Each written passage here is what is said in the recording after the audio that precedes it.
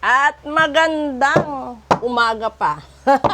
Bago, ang dami ng ritual na ginawa ko since last week hanggang kagabi, no? Na inabot tayo ng alas 6 ng umaga. Kaya mapapansin nyo parang nag-iba yung boses ko ngayon. Pero this is November 20th, Tuesday Health Reading 028. Alamin natin kung ano yung mga pagbabago sa kondisyon ng pangangatawan ninyo ngayon na nagpalit na talaga, 'di ba?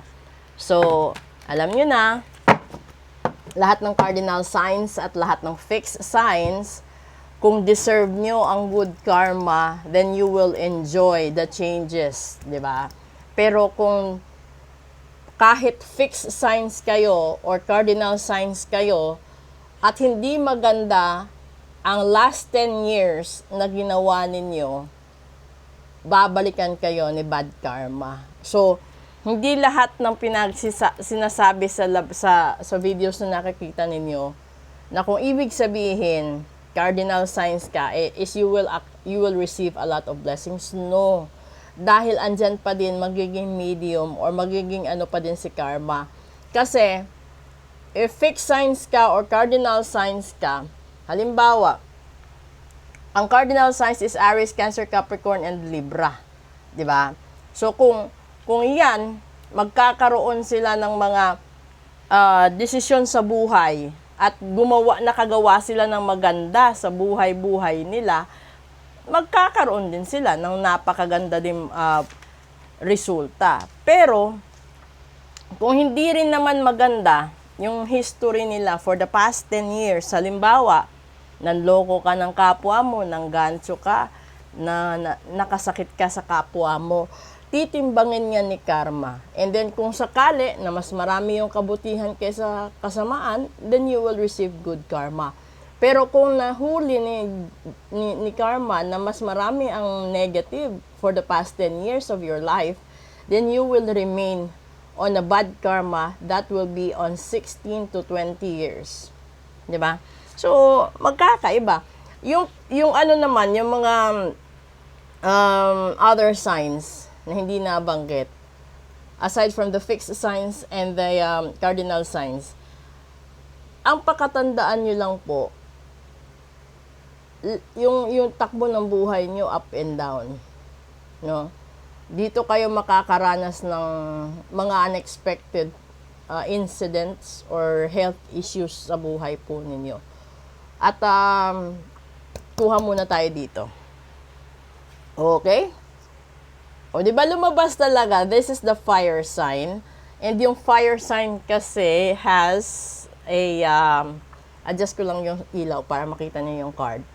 Strength. So, maging matatag ka, no? Maging matibay ka lang. Ito yung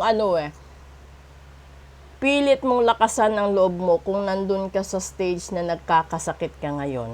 Yung hindi mo alam saan galing yung sakit mo dahil minsan din, 'di ba? Kasi hindi naman lahat-lahat ng sakit natural. Aminin niyo, hindi lahat-lahat ng sakit natural. Yung iba talaga gawa ng tao 'di ba? Kapag nagtagumpay ka, kakainggitan ka. Kahit nga hindi ka matagumpay ka, kainggitan ka pa din, 'di ba? Sa kalusugan, meron kasing genetic din. Yung minamana mo sa lahi mo kung ano yung mga sakit. And then, kapag nalaman ng kalaban mo, pababarang ka, papakulam ka, ganun, di ba? Alam mo, gusto kong bawasan yung mentalidad na negative sa mga tao, no? Ang buhay, hindi na natin yan mabago kung ano man ang meron at destino mo sa ngayon. Halimbawa, nagkataon, ako manggagamot, manghuhula, medium, no? At kaya din natin mag-travel ng astral, pero hindi ko kasi minamax out yon dahil gumagamit yon ng marami at malakasang powers. Ayokong ma-exhaust dahil lang sa mga ganyan na sitwasyon. So, kung meron man siguro akong punto sa buhay ko, yun lang yung panata na makagawa ng maliliit na bagay tungo sa ikabubuti. So gusto kong baguhin sa isipan ng tao, hindi lahat ng katulad ko ay masama. Siguro nagkaroon kayo ng bad experience sa iba, pero sa akin hindi. Kasi never akong nagsugal. Never akong nakikipag-inuman. Never akong, tawag dito?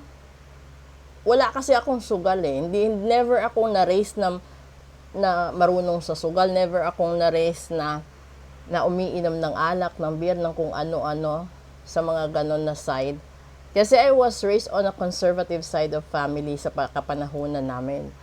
Pero, yung gusto ko lang baguhin sa isipan ninyo, kapag sinabing manghuhula, hindi lahat ng manghuhula manloloko, hindi lahat ng manghuhula masama. Depende, katulad din ng normal na tao, may professional na gago, may mabait na siraulo, may maganda na pangit ang ugali, may pangit ang mukha na napakaganda at busilak ang puso, 'di ba? Hindi mo maano 'yan eh. Kasi kung minsan, 'di ba dati yung chubby binubuli, ngayon parang ang lakas ng dating ng chubby. Hindi mo mababago, no? Pero gusto ko lang pakatandaan ninyo, yung panata na hawak ko is magsalba ng buhay.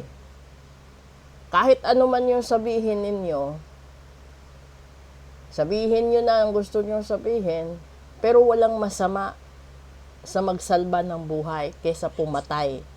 So, kung ano man yung identification ninyo sa mga manghuhula, manggagamot, yung tignan nyo yung purpose. Kasi, kung papatay ng tao, i-criticize nyo. Kung magbuhay ng tao or magsalba ng buhay ng tao, i-criticize nyo. Kung wala kayong pera pampagamot sa ospital at may nagsabi na dalhin nyo sa manggagamot, ang dami nyo pang hesitation, wala naman kayong perang pangbayad, di ba? At kung sabihin na meron kayong barang kulam sumpagayumat, ganun, wala na rin naman mawawala sa inyo kapag naniwala kayo. Kasi, ito pakatandaan nyo, lahat ng sakit na gawa ng barang at kulam, kapag ipinadoktor nyo, lalong-lalo na natarakan na kayo ng needle, yun ang simula tungo sa daan patungong kamatayan. Kaya minsan, simula nung nagpipito, may mga galit sa akin dahil nabubuking sila sa mga ginagawa nila. Yung ginagawa ko, inilalabas ko unti-unti para mabawasan ang mga mamamatay tao sa mundo. 'Di ba? Kung gusto niyo naman na maniwala sa Diyos, wala namang masama doon kasi Katoliko ako. Kahit sabihin ko ibang relihiyon, marami akong kaibigan na galing sa iba't ibang relihiyon na nirirespeto ko. Kung wala kang masabi at kung ayaw mo, respeto na lang. Ganun lang yun, no? Basta sa punto ko, sa pamamaraan ko, kung gusto kong mag-save ng life, gagawin ko. Walang makakahadlang doon. 'Di ba? If God gave you a power to barter a small thing, why not to save a person's life, especially buhay ng mga bata, ng mga hayop. Dahil dun ako nakadedicate. Dun ako nagiging volunteer. 'Di ba? Kung iiyak man ako, mababaw kasi ang luha ko, hindi ko kayang makita na may mga ganon. Yung mga gutom nga, hindi nga ako makatiis eh. Yung nagkakasakit, yung mamamatay pa kaya. So kung kayo, point of view nyo yan, bahala kayo. Basta walang masama pag nagligtas ka ng buhay.